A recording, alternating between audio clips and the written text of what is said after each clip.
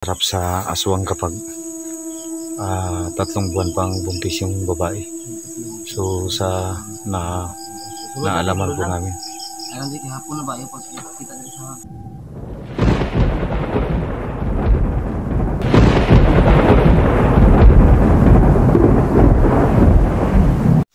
Yan mga kadol. Patuloy kailangan mo tayo kasi tayo bago tayo masuk kasi hindi natin alam yung mga patuloy tayo sa pagmamasil. siya mga kadol. Dito tayo sa Mag-exercise commission natin ngayon. Natulungan mo namin sa tumutulong. Bago pa pumasok yung mga kadol na cam namin para tanungin kung payag ba siya mag-video kami sa kanya. No? Kaya pag hindi, wala nang video na mangyayari na kadol. Tara. So patuloy na kami sa pagmamasil ng kadol. So yun ang bahay na. Sobrang masukal yung area nito mga kadol.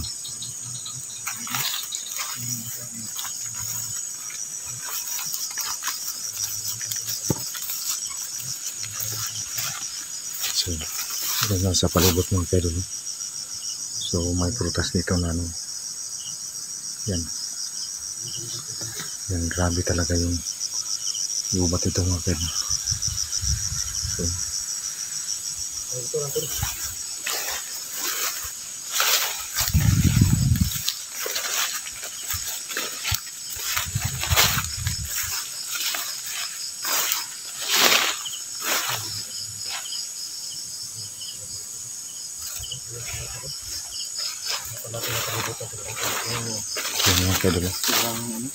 Sobrang ano yung area dito ba?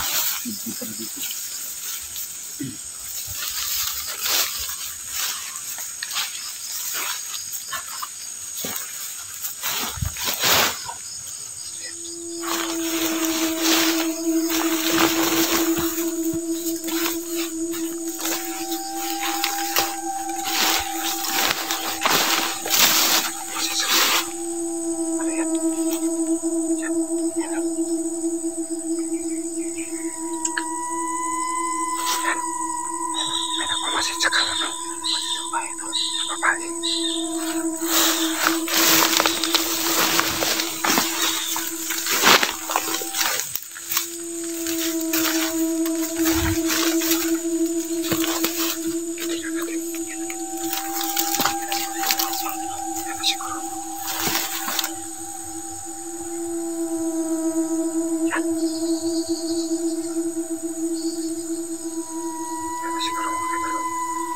Siguro, may nakumasit sa babae doon. Yan. Hoy! Hoy! Uy!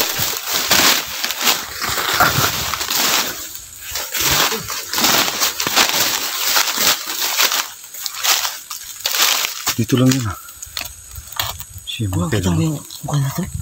Hindi. Bakit nagmasi sila dito to? Yan yung bahay mga kadol. Yan yung bahay. Dito lang yung kanina ba? Yan Kaya pala may kawayan may dito. kawayan din Siya mga Ano kaya nakita natin doon? Tinatalang kasi din masyadong ano. Dito na tayo ito. Lagyan mo yung kausapin natin. Kausapin mo. Kaya makagawa ko. Kausapin ko muna. Dito ko lang ito. Pag-masito ko. Ano kaya yun? So, ito muna kung mga kadol. Ko na ng hapon mga kadol kayo. Malapit na mag-alas 6 no, kaya lumalabas na yung mga aswang mga kadol.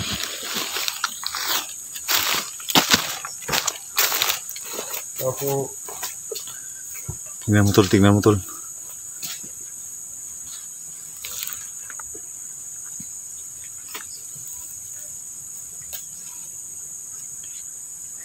Yung mga kadol no. Nilapitan ni Ibrahim yung ano. Ingat ka tol. So dito ganyan nawala yung ano nagmamasid sa bahay mga kadol.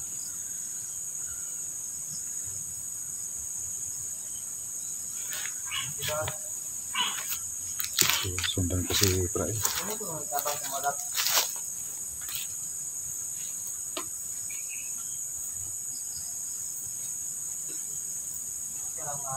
video lang nila.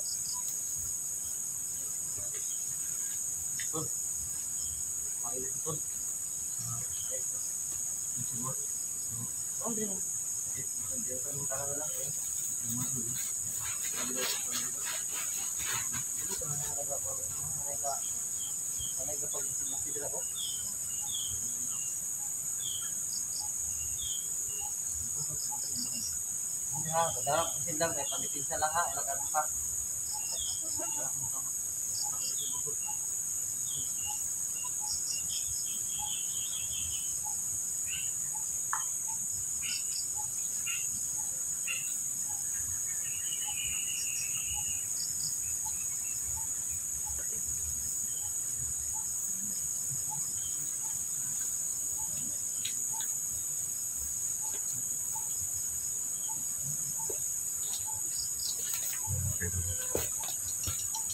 Para 5 na po ng hapon dito. Kapitan na. Siyempre.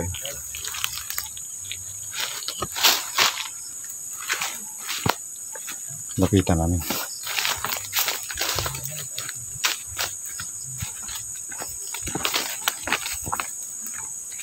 Tol.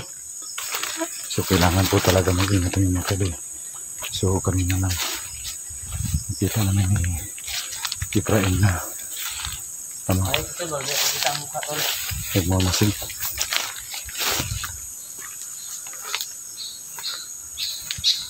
Kunin mo yung cellphone. Yan mga idol, umayag si ate na interview natin na may camera tayo pero yung ano lang yan, wag lang tayo pakita yung mukha niya kasi hindi ko alam kung natatakot ba siya o nahihiya siya pero pagbigyan lang natin yung request niya, no? So tanungin natin siya sa mga dapat itanong mga idol, no? Yung mga kaidol, no? Pumayag sa atin na tanongin siya. Pero huwag lang pakita daw yung mukha. Kita lang kung hindi. Pinakabahan ako dito mga kaidol, no? Kasi ito yung exploration na Ulo ba ka na nakakatakot. May buko ito kaniya nga mapan. Oo. Wala ka balo? Balo. Kulon tayo ka day. Anong na, piminti lagi na sa dili ko pang sa inyo taga dalaw? Oo, piminti na dyan. So nakaano yung lugar ni ate dito mga kaidol, no? So wag na natin ipakita yung mukha. Wala may balay sa wala may balay sa syudad, no.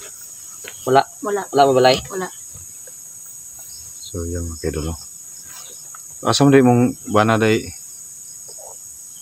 Yung bana niya to. Asa yung bana? Nagtrabaho og security guard. Kung sa rasa guli hapon naman wala pa magya dire. Gabi na.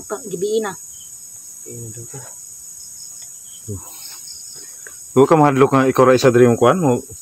Bilin. Hadlok. Mahadlok isa mo kaidol kayo humingi isang tulong sa Siguro dire mo na po yun, no. Wala mo area sa syudad, no. Wala. Okay, yan isa lang yun sa mga dagang kapuyo sa bukid tol kay. so, basta kayo nga nani lagi. Alam ka hadlok ti kay imong bana ni kontak sa mga isang tabang kay buntis daw ka. Pila ka bulan imong tiyan? Tulo. So, ang istorya sa kining mga katigulangan tol, ang 3 ka bulan nga buntis mo na pinakahumot kayo sa mga aswang. Yun nga, mga kaidol, no. So, Tanaw. Wala ka hadlok lang ha. So yan mga kaidol, no. So ang sabi ng itong babaeng to, yung tiyan niya raw ay 3 buwan siyang buntis. So yun ang pinakamasarap sa aswang. Yun ang pinakamabango sa kanila. So kailangan natin mga idol matulungan talaga to. So yung paligid dito mga kaidol, no? Oh. So kailangan po natin magmasid mga kaidol, no? saan ay dili lang aswang sila mo kuma diri lang. Oo.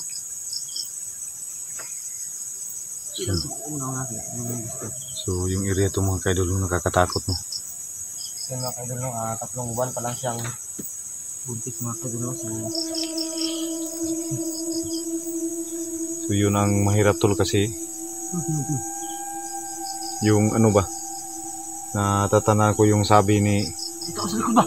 tignan mo nawala.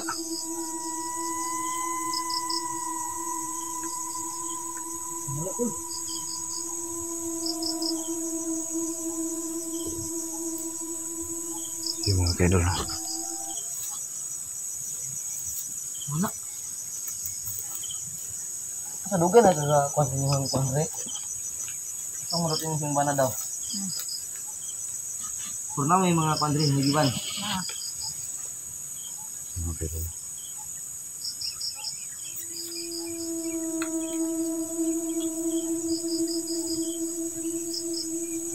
Grabe yung ito mga kaidol.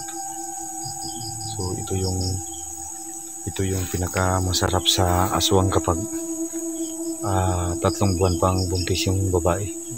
So sa naalaman po namin. Alam dito hapon na ba yung pagkita dito sa bus? So pasok muna dyan. Mga kadulo. Kasi mo tayo yung kadulo kaya natin dumating yung asawa niya.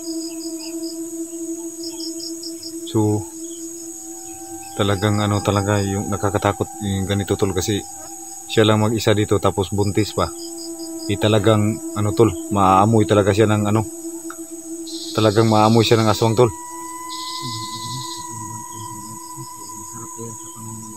Yun ang pinaka mabango sa kanila tol ba?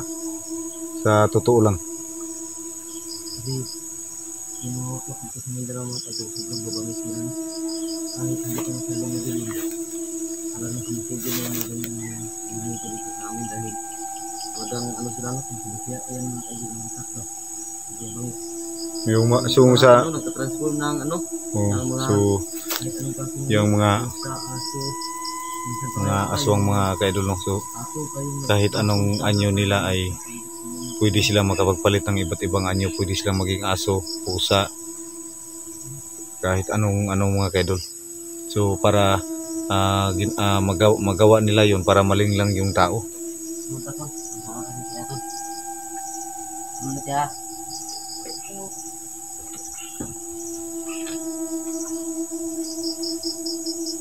Yung mga kaidol no. Kan ba, ngayon ba na kita kan semua ada kadlok yang dari mari kita di sini sama juga. Wan sama nang kapal siya kanang kan kasi yung ba niya nga ang pamilya sa Pilipinas. Sama yung sa Kaidol no. So si Ibrahim mga kaidol ay nakipag-usap sa babae. Nakipag-usap sa babae. So dito lang muna ako sa labas mga kaidol para makapagmasid tayo sa paligid pag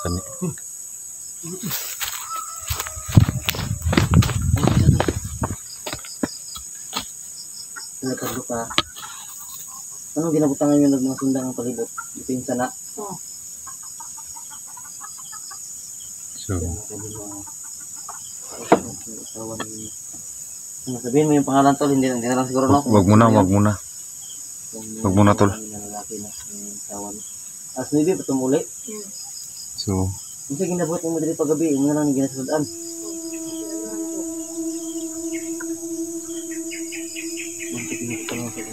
Wala na kayong mga pamilya di ay. Wala. Bisa isuon? Wala. so kailangan nating dito mga kaidol no? So buti sana dito mga kaidol kung Maybe sa sana. may dala kaming yung pangpausok ba yung tol ba yung gulong ba para makapag maggawa tayo ng apoy dito to.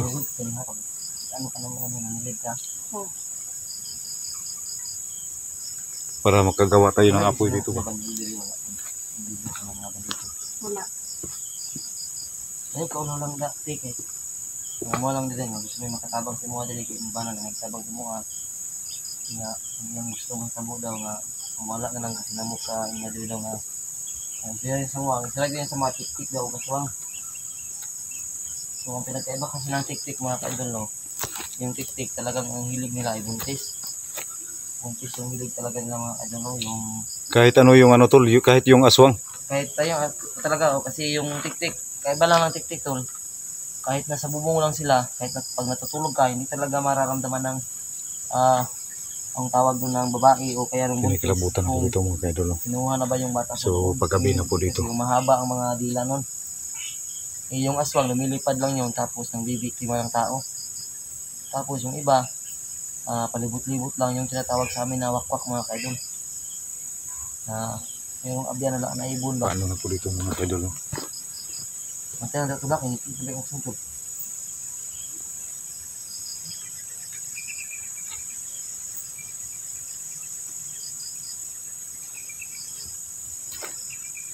Kailangan natin mo. Libot, bantay, tutong. Nagit ba? So orasan na dito. Masay. So mag-aalas 6 na po dito mga kaidol, no? So ito yung oras na mag-aagaw yung araw at saka yung ano. Sama na tutoy. Sama na to. Kamu na to. Ay kato ka. Ano na sila pero sa ito. Asin to. Ito itakon. Hindi sa iwan ko lang pag hindi sa takot ito. Dito yung asin.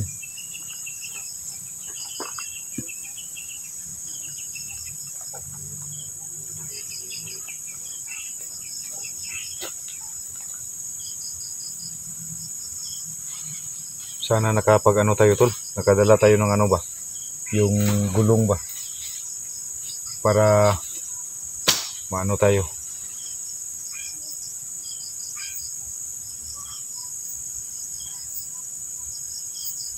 So iba't ibang huni yung maririnig natin dito tol. Ito.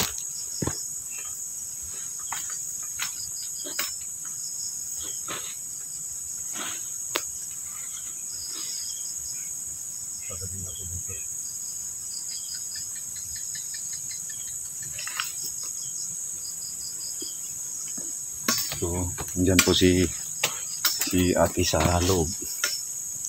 So yung kapatid ko po mga kaidol ay nagawa ng pang ano, pang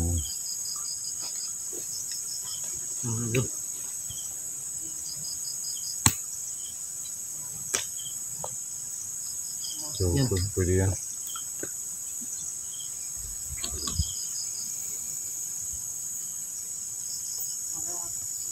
So paggabi ng ito yung bahay na tinitirahan nila mga kaidol. So masyadong masukal yung area dito. Gawas sa sadra lang mo dili ka sa kanta mo. Lingkod lang sa dili kay naman ni.